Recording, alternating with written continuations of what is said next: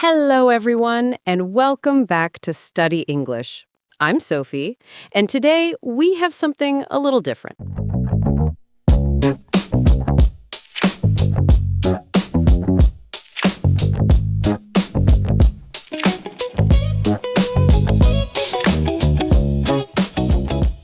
This is a bonus episode. And in these bonus episodes, I'm going to do something I love. I'm going to talk to you on my own. No guest today, just me, my microphone, and some things I really want to share with you. The format is simple. I pick a topic related to the English language itself, not just vocabulary or grammar, but the history, the quirks, the surprising things that even native speakers don't always know. And I talk about it in a way that's easy to follow, interesting, and, I hope, genuinely enjoyable to listen to. These episodes are perfect for practicing your listening. You can listen while you walk, while you cook, while you're getting ready in the morning. You don't need to take notes. Just listen and let the English wash over you. Today's topic is one of my absolute favorites. We're going to talk about 7 surprising facts about the English language. Some of these will make you laugh. Some will make you think, and at least one of them, I promise, will make you say, wait, really? I never knew that. So get comfortable. Let's go. Don't forget to subscribe, friends.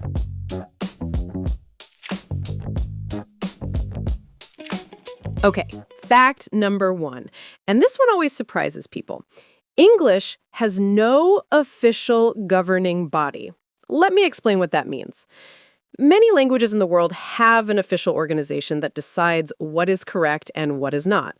French has the Académie Française, a group of 40 scholars in Paris who officially decide which words are acceptable in French. Spanish has the Real Academia Española. These organizations publish official dictionaries and rules. They literally decide this word is French, this word is not. English has nothing like this. There is no committee. There is no official authority. Nobody officially decides what English is or how it should be used. The result is fascinating. English just evolves. Words come in from other languages, people start using them, and gradually they become part of English without anyone's permission. New words appear online, and within a few years, they're in the dictionary. Old words change their meaning over time, and nobody can stop them. For example, the word literally, technically it means in a real and actual sense. But so many people now use it to add emphasis, I literally cannot believe this, that dictionaries have actually added this informal meaning. The language changed and the dictionary followed. Some people find this chaotic. Personally, I find it beautiful. English belongs to everyone who speaks it. No one is in charge. The language is alive. Fact number 2. And this one explains a lot about why English spelling is so unpredictable. English borrows words from more than 350 languages. It is one of the most promiscuous languages in the world. And I mean that as a compliment. Think about your average day. You wake up and have a cup of coffee. That word comes from Arabic through Turkish. You eat a croissant. That's French. You sit on a sofa. Arabic again. You check your email on a balcony. Balcony is from Italian. You might take some vitamins. That's from Latin. You might put on your pajamas. That comes from Hindi and Persian. And that's just before 9 in the morning. English arrived at this extraordinary variety through history. When the Norman French invaded England in 1066, they brought thousands of French words. The Vikings had already brought Old Norse. The Roman Church brought Latin. Trade brought words from Arabic, Italian, Dutch. The British Empire brought words from Hindi, Malay, Aboriginal languages, and dozens more. This is also why English spelling seems so inconsistent. When you borrow a word from French, you keep the French spelling. When you borrow from Greek, you keep the Greek pattern. There's no single system because there's no single origin. So next time English spelling drives you crazy, remember, it's not one language, it's 350 languages in a coat pretending to be one. Fact number 3, And this one is extraordinary. Linguists, people who study language, have estimated that a new English word is created approximately every 98 minutes. That's around 15 new words every single day. Of course, most of these words never make it into the dictionary. The dictionary is actually quite strict. A word needs to appear regularly in published writing over a period of years before it gets included. But the words are being created constantly. Where do new words come from? Technology is a huge source. Think about words that didn't exist 20 years ago. Selfie, podcast, hashtag, ghosting, doom scrolling. These are now completely normal parts of the language. Pop culture creates words too. Words from film, music, internet culture enter everyday speech very quickly. Young people are particularly creative with language. They invent new words, give old words new meanings, create slang that eventually makes its way into mainstream use. And sometimes words are created by accident or by combining existing words in new ways. Brunch, breakfast and lunch. Smog, smoke and fog. Podcast, iPod and broadcast. The English language currently has somewhere between 170,000 and 250,000 words, depending on how you count. The exact number is impossible to determine because the language never stops growing. By the time anyone finishes counting, there are new ones. Fact number 4, and this one will make you feel better every time you struggle with vocabulary. The word set, S-E-T, has more definitions than any other word in the English language. The Oxford English Dictionary lists over 430 separate meanings for this one tiny word. 430. Let that sink in for a moment. One three-letter word, 430 meanings. You can set the table, you can watch a beautiful sunset, you can buy a set of pens, a broken bone sets as it heals, concrete sets when it dries. A film can be set in Paris. You can set a record. A hen sits on her eggs to set them. You can set someone free. In tennis, you play a set. Jelly sets in the fridge. You can set your alarm. A theater has a set. You can set your heart on something. And that's not even close to 430. The reason one word can carry so many meanings is the same reason English has borrowed so many words from other languages. It's a language that has been used by so many different people in so many different contexts for so many centuries that words naturally accumulate meanings over time. So if you ever feel overwhelmed by English vocabulary, just remember, even native speakers are dealing with a word that has 430 definitions. You're doing fine. Fact number 5, and I guarantee almost nobody listening to this knows this one.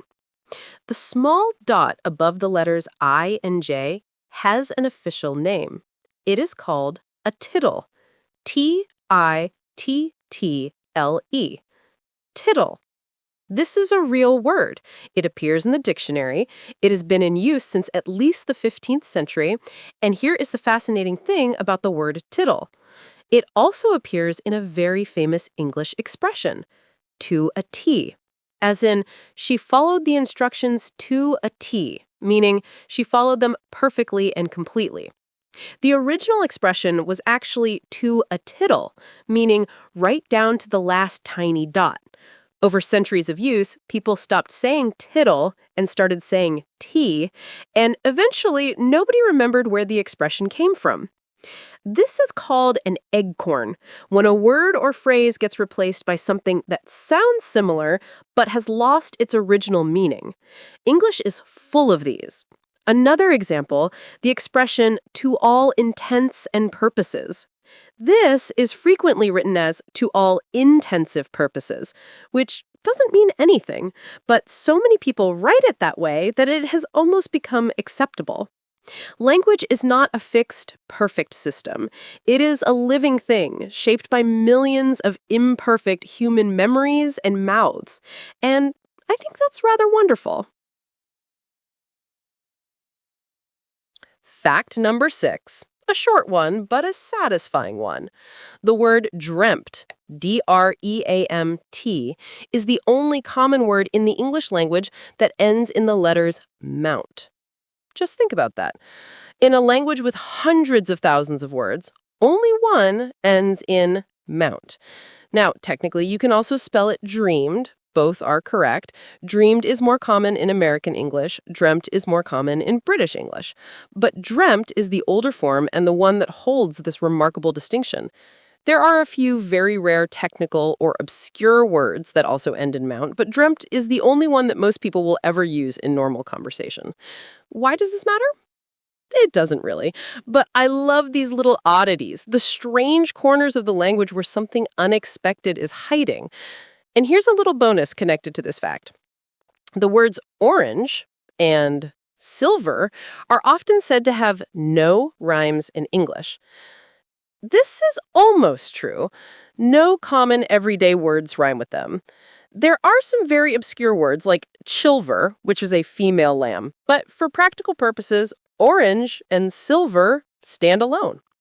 English is full of these lonely words, words that don't quite fit the patterns, words that arrived from somewhere unusual and never found a neighbor.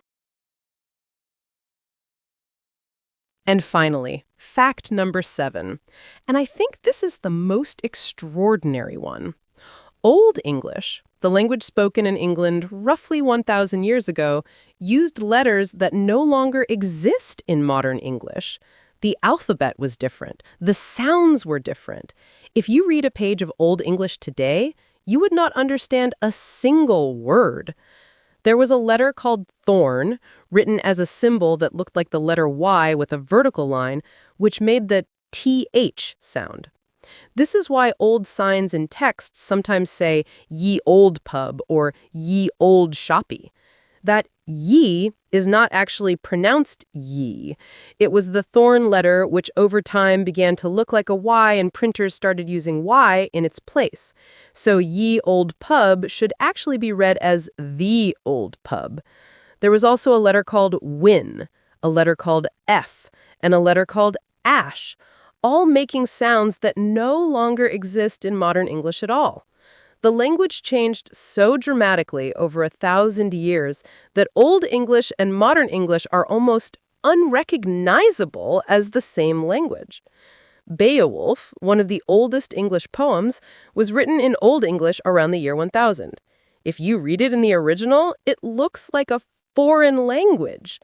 And here's the thing that I find truly humbling about this fact. The English you are learning right now, the English Sophie and I speak in this podcast, is itself just a snapshot of a language that has been changing for over 1,000 years and will continue to change for thousands more. The English of 500 years from now will be as different from today's English as today's English is from Old English. Future people will listen to recordings of us and find our language as strange and beautiful as we find Shakespeare. We are all speaking a language in motion, and somehow that makes it feel even more worth learning. So, those were 7 surprising facts about the English language. Let me do a quick recap. 1. English has no official governing body. The language belongs to everyone. 2. English borrows from over 350 languages, which explains a lot. 3. A new English word is created every 98 minutes. 4. The word set has over 430 definitions. 5. The dot above I and J is called a tittle. 6. Dreamt is the only common word ending in memt. And 7. English used to have a completely different alphabet, and the ye in Ye Olde Pub is actually pronounced the. I hope you enjoyed this bonus episode. These solo episodes will come out regularly alongside our normal conversation episodes, so you get 2 types of English practice in one place. If you have a topic you'd like me to cover in a future bonus episode, something about the English language you've always wondered about, let me know in the comments. I read everyone. Thank you so much for listening. Keep learning, and I'll see you in the next one. Bye!